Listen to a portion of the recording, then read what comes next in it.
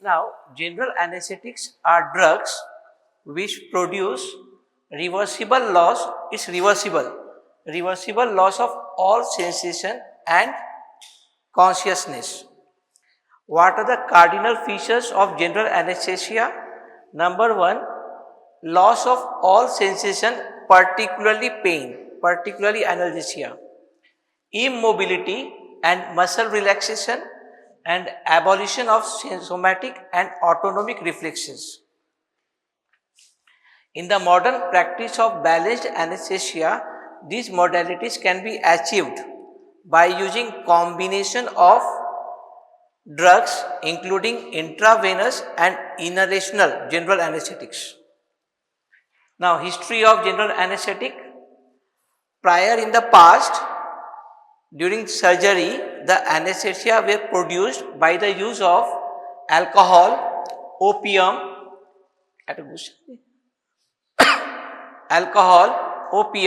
cannabis, and even by the asphyxia and even concussion injury on the brain. By using concussion injury of the brain, the anesthesia was produced during surgery in the past. They were used to obtain surgical pain, but the operations were horrible ordeals. It was first Horace Wills. He picked up the idea of using nitrous oxide from a demonstration of laughing gas in 1844. However, he failed to produce complete anesthesia even there. Morton, he was first to demonstrate ether anesthesia in 1846 after experimenting on animals, and it soon became very popular, ether then. Now, chloroform was introduced by Simpson in Britain for obstetrical purpose in 1847, and despite its toxic potential, particularly in liver, it became a very popular surgical anesthetic. Cyclopropane in 1929, halothane was introduced in 1956. The first intravenous anesthetic, general anesthetic, that is thiopenton, was introduced in 1935. Now, mechanism of general anesthetic. The precise mechanism of general anesthetic is still widely not known.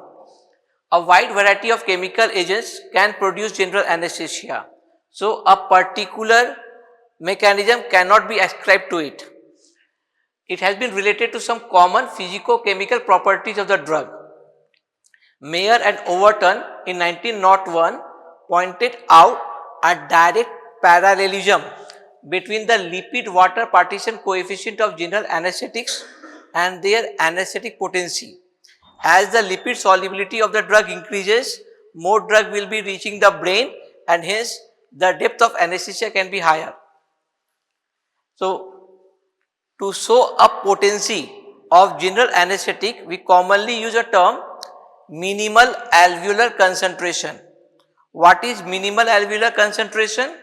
We define it like that: the minimum concentration of anesthetic, the minimum concentration of the anesthetic needed in the pulmonary alveoli to immobilize 50% of the patients in response to a painful stimulus, that is surgical incision. Painful stimulus ekdom pinpoint kora hoyse is surgical incision. So, it is the minimum, it is the concentration of the anesthetic in the pulmonary alveoli that is needed to produce immobility in response to a painful stimulus in 50% of the individuals. It gives a measure of potency of an inhalational anesthetic, general anesthetic.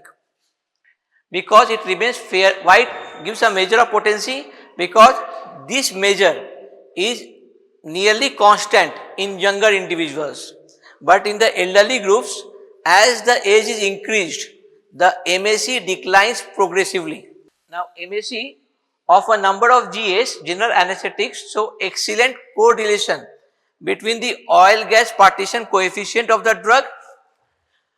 However, this only reflects the capacity of anesthetic to reach the brain and to the neuronal membrane, but it does not define the mechanism of action. For mechanism of action, they were once a unitary hypothesis. That means a single mechanism that can explain the mechanism of action of all the drugs causing general anesthesia. But later it was replaced by agent specific theory, according to which different general anesthesia can produce anesthesia by different mechanisms. Not only different mechanisms, different anesthetics appear to act by different molecular mechanism, but they also show stereo-specific activity. Now, the principal locus of causation of unconsciousness, to cause unconsciousness, the general anesthetic acts on the thalamus and reticular activating system. So, for different action in the general anesthesia, the different parts of the central nervous system has to be affected. For unconsciousness, it's thalamus or reticular activating system.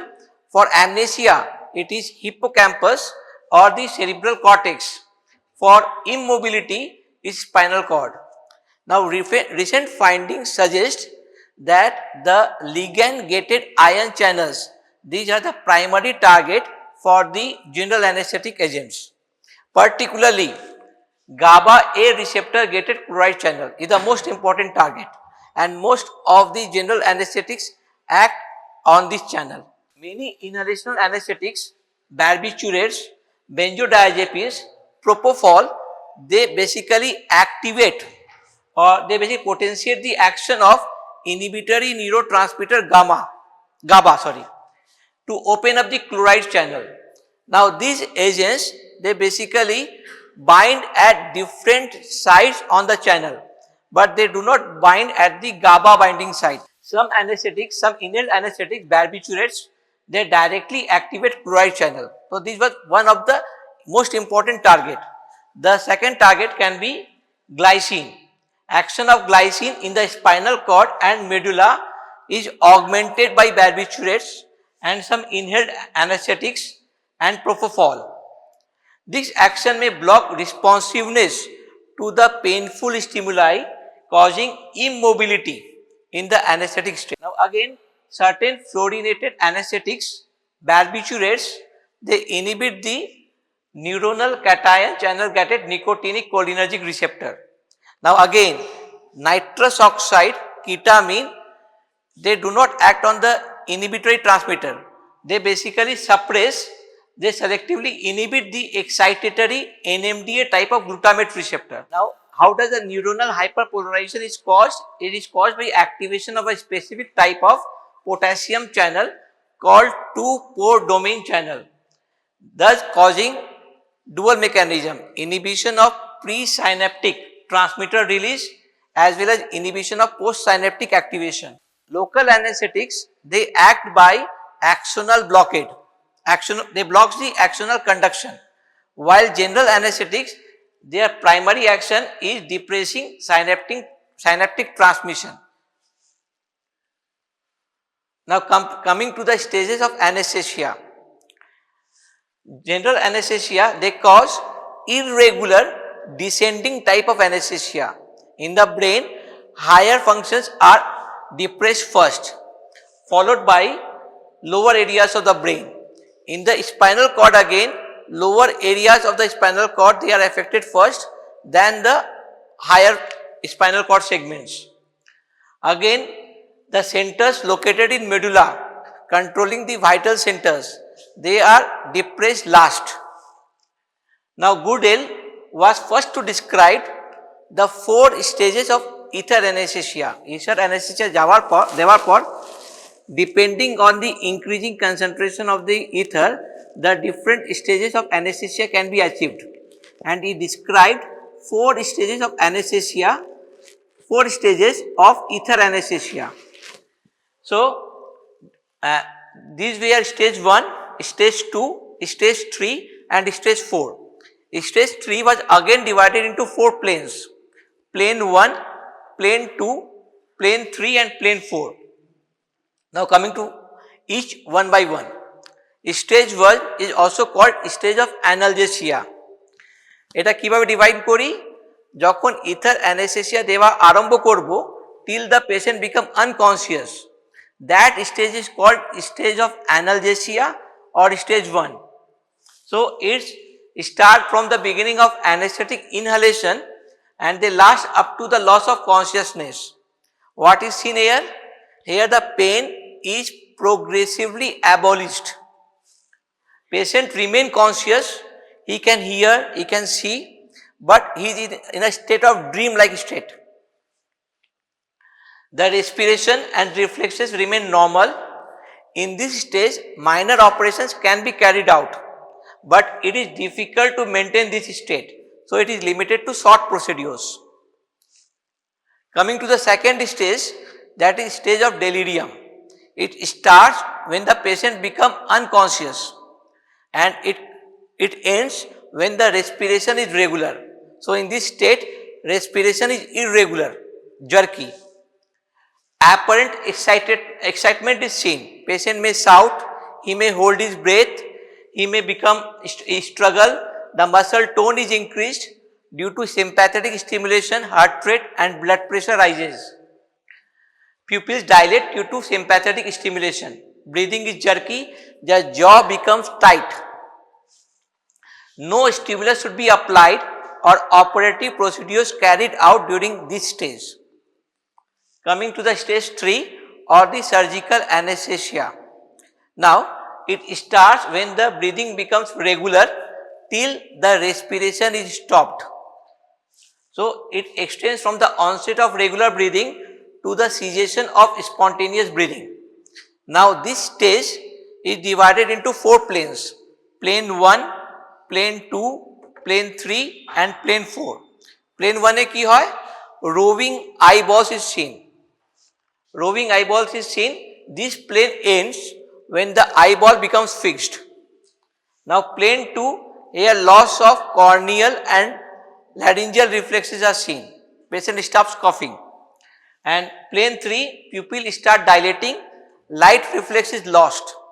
And plane 4, intercostal paralysis occurs, intercostal muscle paralysis occurs, respiration becomes shallow, abdominal type of breathing is seen, dilated pupils. As the anesthesia progresses to deeper planes progressively, muscle tone is decreased, blood pressure falls, heart rate increases with weak pulse, respiration decreases in depth and later frequency as well. Thoracic respiration lags behind the abdominal respiration because intercostal muscle paralysis occurs. Now, most of the surgical operations are carried out in stage 3, plane 1. Stage 4, that is medullary paralysis. It starts from the stoppage of respiration followed by failure of circulation and death. Pupil is fixed, dilated, muscles are totally flabby, pulse is thready, imperceptible and blood pressure is very low. These are the schematic diagram showing different stages of anesthesia. Many of the above indices of anesthesia have been obscured. These are not seen nowadays because of the use of fast acting anesthetics, pre-anesthetic medications and muscle relaxant. What do we mean by pre-medication? Before the administration of general anesthetics, some drugs are administered that basically assist general anesthesia. These are called pre-anesthetic medications. That can be opioid, can be antiemetics and others. The modern anesthetist has to depend on several other observations to gauge the depth of anesthesia. মানে আজকের দিনে কোন স্টেজে patient রয়েছে সেটা বোঝার জন্য কিছু কিছু সায়েন্স অ্যানেস্থেটিস্টরা দেখে। So the modern anesthetist has to depend on several other observations to gauge the depth of anesthesia. So what are those observations? Number 1, if eyelash reflex is present, blinking of eye, if eyelash reflex is present and the patient is making swallowing movement, the anesthesia is light, stage 2 has not been reached. If there is loss of response to painful stimulus, particularly on pressure of the upper nasal border of the orbit, stage 3 has been reached. Incision of skin causes reflex increase in respiration, blood pressure or other effects. Insertion of ET tube is resisted or by causing vomiting, coughing, laryngospasm. Passive inflation of lung is resisted. The anesthesia is light. Fall in blood pressure, cardiac and respiratory depression are signs of deep anesthesia. In the present day practice, anesthesia is generally kept light, but adequate analgesia, amnesia and muscle relaxations are ensured. Pre-medication with CNS depressant and opioids or their concurrent use lowers the concentration, lowers the MAC of the inhaled anesthetic. MAC means minimal alveolar concentration. So, pre-medication with these drugs can lower the MAC of the inhaled anesthetic. When a combination of two inhalational anesthetics like isoflurane with nitrous oxide is used, their MACs are additive and lower concentration of each is required. The dose response curve of the drug administered of the inhaled anesthetics are very steep. Even a slight increase in concentration of inhaled anesthetic can greatly increase the stage of anesthesia. The concentration of inhalation and just 30% higher concentration, that is 1.3 MAC of the drug administered immobilizes in 95% of the subject. 1.5 MAC of concentration can produce deep anesthesia, 2 to 3 MAC even little. Anesthetized subject generally wake up when the anesthetic concentration falls below 0.4 MAC. Coming to the EEG shows initially activation followed by progressive depression. Decrease in cerebral metabolic rate causes decrease in the cerebral blood flow. But as the concentration of the general anesthetic is increased, higher concentration basically it increases the cerebral blood flow. So, higher concentration of general anesthetic should be avoided in patients of increased intracranial pressure. All fluorinated anesthetics, they cause depression in the cardiac contractility. Now, prolonged anesthesia, they predisposes to respiratory complications like aspiration because of respiratory depression, bronchodilation and reduced or depressed airway mucociliary clearance. Limited and reversible lowering of glomerular filtration rate causes decrease in the urine flow and reduced gastrointestinal motility. The depth of anesthesia depends, number one, on the MAC of the general anesthetic, number one. Number two, partial pressure of the inspired gas, partial pressure of the gas in the brain. While induction mane roche the basically the administration of drug to reach the desired level of anesthesia. How quick we can reach is induction. So, induction and recovery depend on rate of change of partial pressure of the inspired gas, anesthetic gas in the brain. Now factors affecting partial pressure of the inspired gas in the brain. Number one, it depends on the partial pressure of anesthetic in the inspired gas. Number two, pulmonary ventilation, alveolar exchange, solubility of anesthetic in blood, solubility of anesthetic in tissues and cerebral blood flow. Now, partial pressure of anesthetic in the inspired gas. As the partial pressure of anesthetic in the inspired gas is increased, more anesthetic will be transferred to the pulmonary alveoli and hence to the blood. Thus, induction can be hastened by administering the drug at higher concentration in the beginning. আমি যতটা concentration of general anesthetic বাড়াবো ততটা ড্রাগটা মোর pulmonary alveoli তে reach করবে and induction will be faster.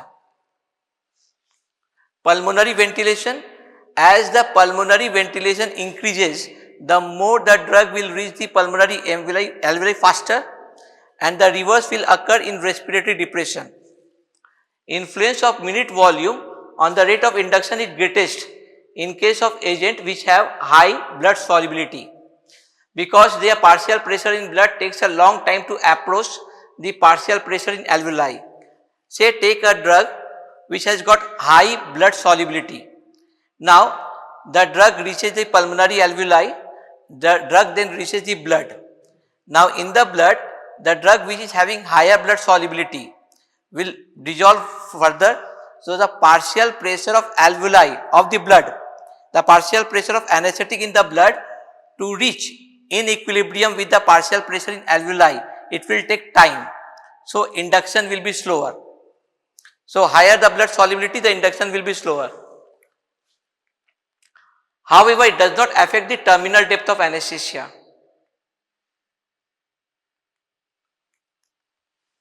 Alveolar exchange, if there is ventilation perfusion mismatch, then the drug absorption will be slower. Induction and recovery both are slowed in ventilation perfusion mismatch, like in case of emphysema or other lung disorders. Solubility of anesthetic in blood, already discussed, is the most important property determining induction and recovery. The rise and fall of partial pressure in blood and consequently induction as well as recovery rate are slow if the drug is highly blood soluble. Blood gas partition coefficient is the measure of solubility of the drug in the blood. Solubility of anesthetic in the tissues. Relative solubility of anesthetic in blood and the tissue determines its concentration in the tissue at equilibrium. Higher lipid soluble drug, they continue to enter the adipose tissue, and as the adipose tissue is less vascular, the elimination of drug becomes slower. Leave it slowly. Cerebral blood flow, because brain is a highly vascular organ, general anesthetics are quickly delivered to it. If we administer carbon dioxide along with the drug, what happens? There will be increase in cerebral blood flow, and hence the further entrance of drug in the brain occurs. Elimination. When inhalation of the anesthetic drug is stopped, the reverse occurs. The drug starts to eliminate from the body from the route from where it was administered. Maximum elimination occurs from the lungs. Now anesthetics in general, they continue to enter, and when prolonged administration occurs, then many of the general anesthetic drugs, they enter the adipose tissue. So in general, they continue to enter and persist for long periods in adipose tissue because of their higher lipid solubility and low blood flow to the fatty tissues. Muscle occupies an intermediate position. Most general anesthetics, they are eliminated unchanged except halothane, where 20% metabolism occurs in the liver. Recovery may be delayed after prolonged administration, especially in case of higher lipid soluble drugs. Second, gas effect and diffusion hypoxia is a very important topic. In the initial part of induction, diffusion gradient from alveoli to blood is high. যখন আমরা anaesthetic দেওয়া আরম্ভ করব, তখন concentration gradient from the inhaled mixture to the pulmonary alveoli will be higher. If the inhaled concentration of anesthetic is high, যদি খুব high concentration use করি, তাহলে কি হবে? যে এয়ারটা ছিল pulmonary অ্যালভিওলাইতে, that will be replaced by higher concentration of the inhaled anesthetic, and hence more of the air will be sucked in, more of the gas mixture will be sucked in. That will cause, so the gas flow will be higher than the tidal volume then. So if higher concentration of an inhaled anesthetic is used, the gas flow becomes higher than tidal volume. This is particularly seen with nitrous oxide. Why? Because it is a lower potent general anesthetic, so we use higher concentration of N2O, around 70 to 80%, and in that case tidal volume, the gas flow is 1 liter per minute higher than the tidal volume. if this drug nitrous oxide is administered along with a higher potent general anesthetic like halothane 1 to 2%. Now what happens? This halothane is also reaching the pulmonary alveoli at a rate higher than the minute volume, and thus the induction, basically this is called second gas effect, the induction will be faster. Now when the N2O and halothane was there, when the N2O administration is stopped, then what happens? N2O is, nitrous oxide is lower blood soluble. So what happens? Because of low blood solubility, it rapidly diffuses into the alveoli. As it is lower blood soluble, it rapidly reaches to the pulmonary alveoli. Then what happens? Because higher concentration of N2O now occupies the pulmonary alveoli, there is relative hypoxia called diffusion hypoxia. Now this diffusion hypoxia with nitrous oxide generally is not clinically significant in case of normal subject with normal cardiovascular reserve. But if the patient is having lower cardiovascular reserve, this can be significant. Now how we can prevent it? We can prevent it by administering 100% of oxygen after stopping the nitrous oxide drug for few minutes. Diffusion hypoxia is not significant with other anesthetics. Why? Because nitrous oxide, in case of nitrous oxide we use higher concentration of the drug, higher concentration of drugs 70 to 80%, because the other drugs are greater potent, so lower concentration of other drugs are needed. So diffusion hypoxia is not clinically significant with other drugs compared to nitrous oxide. What are the properties of an ideal anesthetic? Number one, for the patient, the general anesthetic should be pleasant. It should be non-irritating. It should not cause nausea or vomiting, and the induction and recovery is faster with no residual effect. For the surgeon, it should provide the adequate analgesia, immobility and muscle relaxation. It should be non-inflammable, non-explosive, so that cautery can be used safely. Now for the anesthetic, its administration should be easy, versatile, controllable. Margin of safety should be wide, there should not be fall in blood pressure. Heart, liver and other organs should not be damaged. It should be potent so that lower concentration of drug can be used and oxygenation of the patient does not suffer. Rapid adjustment of the anesthesia can be achieved. It should be cheap, stable, easily stored. It should not react with rubber tubing or the soda lime. Now, classification of general anesthetics. These include gas, inhalational anesthetics, intravenous anesthetics. Now, among the inhalational, gas and vapor, gas and volatile liquids, gas, nitrous oxide, volatile liquid, ether, halothane, isoflurane, desflurane, sevoflurane. Intravenous drugs, it can be faster acting and it can be slower acting. Faster acting thiopenton sodium is the ultra short acting barbiturate, methohexiton sodium, propofol, etomidate. Among the slower acting drugs, benzodiazepines are there, dissociative anesthesia caused by ketamine and opioid that include fentanyl. Now coming to the nitrous oxide.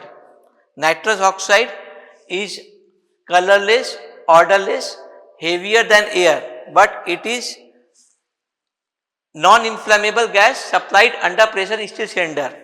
It is non-irritating, so pleasant for the patient. Low potency. Unconsciousness cannot be achieved even with pure N2O without concomitant hypoxia. The minimum alveolar concentration is 105%. So even when pure N2O is administered at atmospheric pressure, it cannot produce adequate anesthesia. Patient maintained on 70% of the nitrous oxide and 30% of oxygen. They, along with muscle relaxants, often recall the event during anesthesia and some lose awareness completely. So কখনোই আমরা nitrous oxide solely দিই না, তার সঙ্গে other anesthetic administer করি আমরা. Now, nitrous oxide is a good analgesic, muscle relaxation is poor, onset of nitrous oxide is action is quick and smooth, but generally it is not used for induction. Thiopenton is preferred. Recovery is rapid because of its low blood solubility.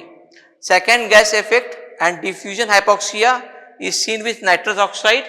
As the sole agent, it can be used for dental procedure, minor procedure, dental, and obstetric analgesia. Now, it is non-toxic to the vital organs like liver, kidney, but prolonged administration can depress the bone marrow and can cause peripheral neuropathy. Metabolism of N2O does not occur. It is quickly removed from the body by the lung. It is cheap and commonly used. Coming to the ether, respiration and BP are generally well maintained with the drug. It is not used nowadays in developing countries. Why? Because it is irritating, unpleasant, and it has got inflammable properties. However, it is used in developing countries because it is cheap. It can be given by the open drop method. No special vaporizer is needed for it, without the need for any equipment, and is relatively safe even in the inexperienced hands. Coming to the halothane. Now, halothane is a volatile liquid. It is pleasant, having sweet odor. It is non-irritant, non-inflammable. Induction is reasonably rapid and quick. It is a potent anesthetic, unlike nitrous oxide. It is used by the use of a special vaporizer, and it's not a good analgesic or muscle relaxant, but it potentiates the competitive neuromuscular blockers.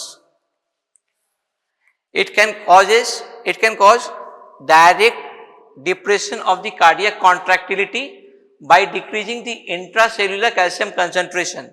As a result, cardiac contractility is decreased, cardiac output is reduced, BP starts falling, and parallels the depth. Even 20 to 30 millimeter of mercury drop can be seen in the blood pressure. Many vascular beds dilate. Total peripheral resistance is not significantly reduced. Heart rate is basically reduced by vagal stimulation, direct depressant action on the cardiac contractility, and absence of baroreceptor activation even when the blood pressure falls. The very important thing, it sensitizes heart to the arrhythmogenic action of adrenaline, so tachyarrhythmia can occur. Halothane causes relatively greater depression of respiration. Cerebral blood flow increases. Due to greater depression of respiration, ventilatory support with added oxygen is generally needed, is frequently required. It tends to accentuate perfusion ventilation mismatch. It is preferred for asthmatics, because it causes bronchodilation. Pharyngeal and laryngeal reflexes are abolished early. Cough is suppressed. So, it is preferred in asthmatics. It is utilized for facilitating external and internal version in obstetrics. Why? Because it causes, it suppresses uterine contraction, but it should be avoided in labor that can prolong the labor, and postpartum hemorrhage can increase. Urine formation is decreased during halothane anesthesia, primarily due to low GFR and fall in blood pressure. Hepatitis is rare but can be seen with use of halothane, 1 in 35,000, especially after repeated use and in those with familial predisposition. Now, a genetically determined reaction, malignant hyperthermia, can be seen with the use of halothane. What happens in malignant hyperthermia? There is a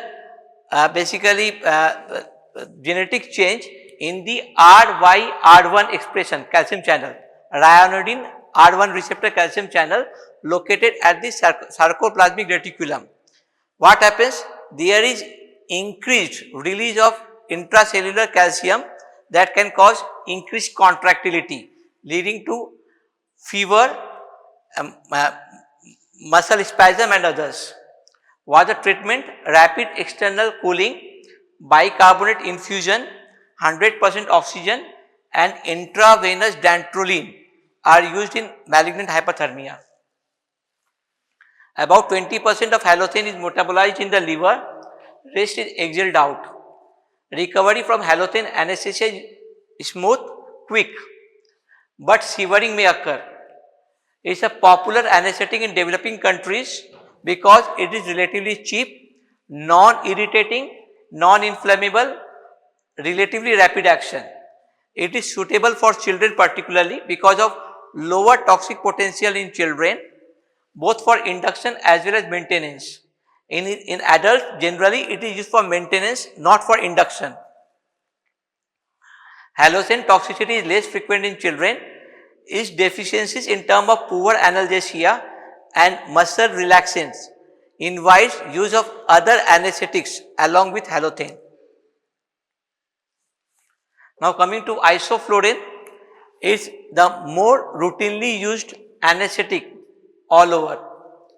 It is less potent, less soluble in blood, so less soluble, so more faster induction and faster recovery. So it is less potent, less soluble in blood as well as fat than halothane, but equally volatile. Administered through a special vaporizer, relatively rapid induction and recovery. Magnitude of fall in blood pressure is similar to that of halothane. Cardiac output is generally well maintained, unlike halothane. Heart rate is increased. It does not sensitize the heart to the adrenaline induced arrhythmias. So it does not sensitize the heart to adrenergic arrhythmias. It dilates coronaries. Possibility of coronary still phenomena is there theoretically, not seen clinically till now. So what is the coronary still phenomena? Coronary still phenomena is the increased coronary blood flow in the non-ischemic zone. That can result in lesser blood flow in the ischemic zone. So the ischemia further aggravates there. So coronary still phenomenon can be seen here. Respiratory depression is prominent and generally assistance is needed, ventilatory assistance is needed to combat hypercarbia. Now coming to the isoflurane, potentiation of neuromuscular blockers is greater than with halothane. Renal and hepatic toxicity is lower, is not encountered, mildly pungent but has got many advantages. Better adjustment of the depth of anesthesia can be done with lower toxicity compared to halothane. It is a good maintenance anesthetic. It does not provoke seizure unlike enflurane. It is particularly suitable for neurosurgery. It is not preferred for induction because of unpleasant administration, because of ether-like odor which is not liked by conscious patient. Coming to the desflurane, it is the preferred anesthetic in outpatient surgery, day care surgery, যেখানে খুব short term এর জন্য anesthesia লাগবে. It is highly volatile. Induction and recovery are very fast. Patient can be discharged a few hours after surgery. Now it is unsuitable for induction because as it is less potent, higher concentration can be used for induction, which irritate the airway passage, increase the secretion, coughing, breath holding and laryngospasm. Now it is rapidly exhaled unchanged. It can be a good alternative with isoflurane for routine surgery as well in prolonged operation. But যদি MCQ তে question আছে, drug of choice for day care surgery, anesthetic of choice for day care surgery is desflurane. Coming to the sevoflurane, also called sevorane, its properties are intermediate between the isoflurane and the desflurane. Solubility in blood and tissues as well as potency are intermediate between isoflurane and desflurane. Induction and recovery are faster, pleasant, administered through a face mask. Acceptability is good even for the pediatric patient. Recovery is good. It is suitable for both for the outpatient and inpatient surgery, induction as well as maintenance, but it is very expensive.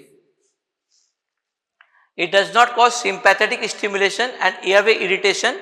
Fall in BP is due to vasodilatation, not for the direct cardio-depressant activity. It reacts with soda lime, not recommended for use in fully closed circuit. আজকে দিনটা এটাই অবধি। Next day আমরা কিন্তু injectable intravenous anaesthetic করব, তার সঙ্গে pre anaesthetic medication.